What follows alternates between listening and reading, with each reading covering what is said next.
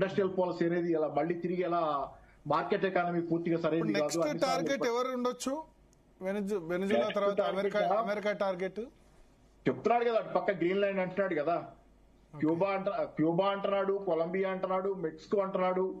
అంత తేలిక కాదు. కొలంబియా ప్రెసిడెంట్ సవాల్ విసినట్టున్నాడు, దమ్ముంటే ఇక్కడే ఉన్నారా వచ్చే. ఆయన ఇప్పుడు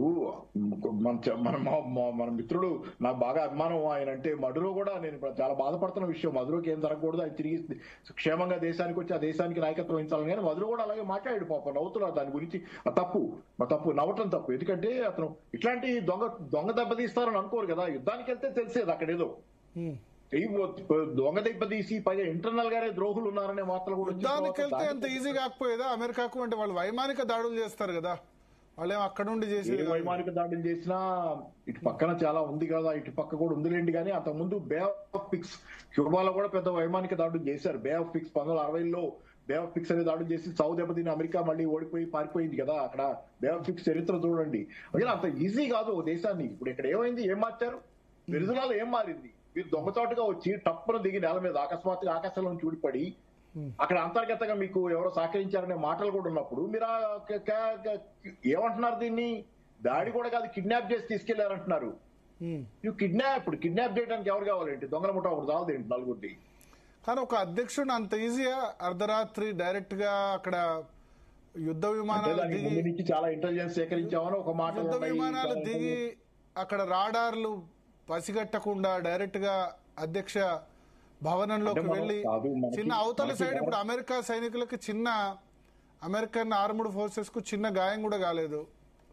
అంతర్గత కుట్ర ఏమన్నా ఉందనే ప్రశ్న కూడా వస్తుంది కదా. దాని వల్ల అది ఉండొచ్చు. ఒక హెలికాప్టర్ అయితే దెబ్బతిందంట, కొద్దిమందికి ఏదో ఒకళ్ళిద్దరికి వచ్చి దెబ్బలు తగిలి, చిన్న దెబ్బలు తగిలి ఉంటాయి. అయ్యో, హెలికాప్టర్ అయితే ఒకటి దెబ్బతింది కానీ ఎగిరింది, అది బాగానే వెళ్ళిపోయింది, వెనక్కి వెళ్ళింది. సో ఏదైనా ఏంటంటే ఇప్పుడు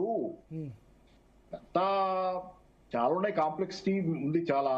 మరి ఫైనాన్షియల్ టైమ్స్ రాసిన దాని ప్రకారం అయితే ఇంటర్నల్ గానే కుట్ర ఉంటే వాళ్ళు ఏమైనా సహకరించారా, ఏం జరిగింది అనేది వస్తుంది. ఇప్పుడు మీరు అన్నట్లు మడులో కొడుకు గనక ప్రభుత్వానికి అనుకూలంగా ఉన్నానంటే మరి అదేంటో నేను పొద్దున కూడా చూశాను. నాన్న మా చేతుల్లో దేశం క్షేమంగా ఉందని ఏదో సందేశం పంపి మాట్లాడాడు అతను. చూద్దాం, అది ఇంకా కొన్ని అన్ఫోల్డింగ్ ఈవెంట్స్ ఉన్నాయి మనకు తెలిసినంత వరకు.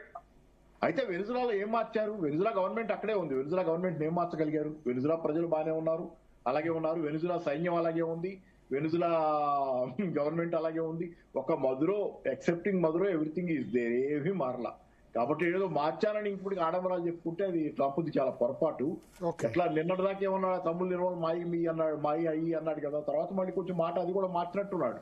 ఎట్లా అయినా అవుతాయి ఇప్పుడు పోయి తీసుకోవడం అంత ఈజీ. ఆయన అటు గ్రౌండ్ లెవెల్ దిగ్గట, గ్రౌండ్ లో దిగితే ఊరుకుంటారు అక్కడ. గాల్లో విమానాల నుంచి బాంబులు వేసిపోయాడు, లేకపోతే గాల్లో వచ్చి తీసుకెళ్లిపోయాడు గాల్లోనే. గ్రౌండ్ లో దిగితే ఐ డోంట్ నో, అట్లా ఈజీగా ఉండదు.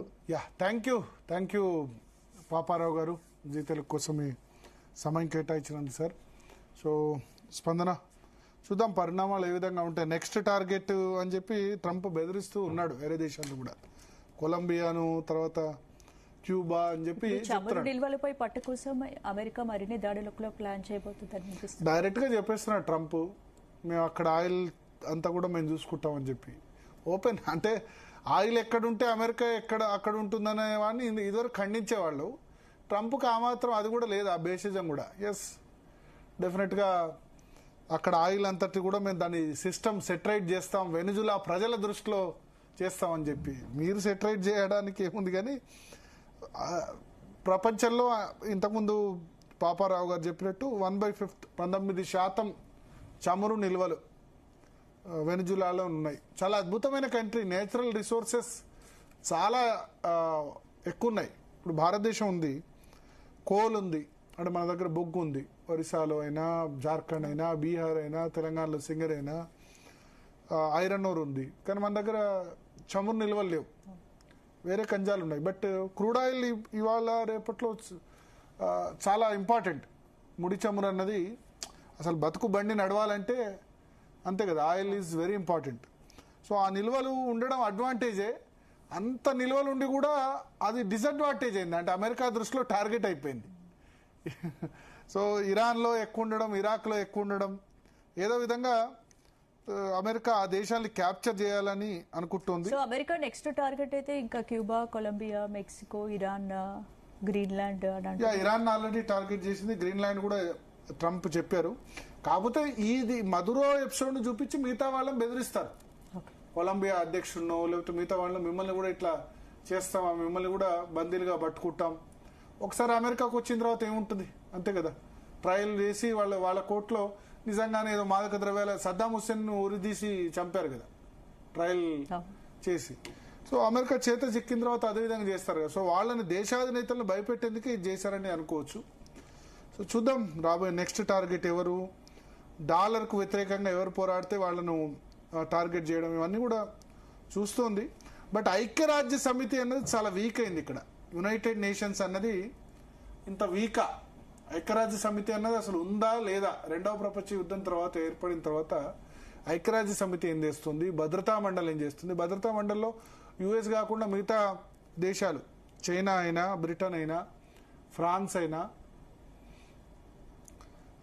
ఇవన్నీ దేశాలు కూడా మరి ఏం చేస్తున్నాయి, రష్యా అయినా సరే. వీటో పవర్ అమెరికా ఉంది, అందుకని వీటో పవర్ ఎవరికి ఉండకూడదు. భద్రతా మండలి శాశ్వత సభ్యత్వం మనకు కూడా కల్పించాలి, భారతదేశానికి కూడా అని డిమాండ్స్ వచ్చాయి. కానీ అసలు వీటో పవర్ వల్ల ఏంటంటే America, Russia, France, China, Britain ఏవి చెప్తే అది అయిపోతుంది. సో ఈ వీటో పవర్ ఉండడం కూడా సమస్యనే. చూద్దాం రాబోయే రోజుల్లో ఏం జరుగుతుందో. ఇక నెక్స్ట్ టాపిక్ లోకి వెళ్ళే ముందు డిఎన్ఏలో షార్ట్ బ్రేక్. స్టేట్